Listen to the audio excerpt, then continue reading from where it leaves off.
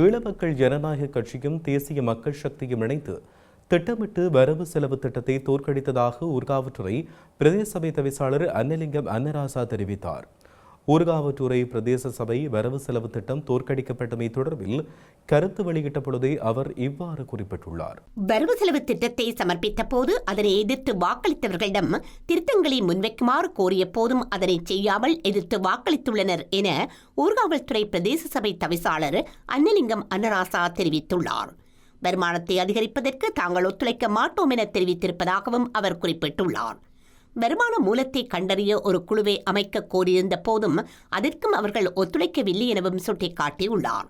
வருமானம் இல்லாத சபையில் வருமான வழிகளை கண்டறிய ஒத்துழைக்காமல் செயற்பட்டால் தாம் என்ன செய்வது எனவும் இத்தனை ஆண்டுகள் ஈழமக்கள் ஜனநாயக கட்சி ஆண்டு என்ன செய்துள்ளது எனவும் கேள்வி எழுப்பியுள்ளார். ஈழமக்கள் ஜனநாயக கட்சியும் தேசிய மக்கள் சக்தியும் இணைந்து திட்டமிட்டு வரவு செலவு திட்டத்தை தோற்கடித்துள்ளனர். எவ்வாறாயினும் வரவு செலவு திட்டம் தோற்கடிக்கப்பட்டமை தொடர்பாக பொருட்படுத்தவில்லை எனவும் தொடர்ந்து முன் செல்வோம் எனவும் ஊர்காவல்துறை பிரதேச சபை தவிசாளர் அன்னலிங்கம் அன்னராசா தெரிவித்துள்ளார்.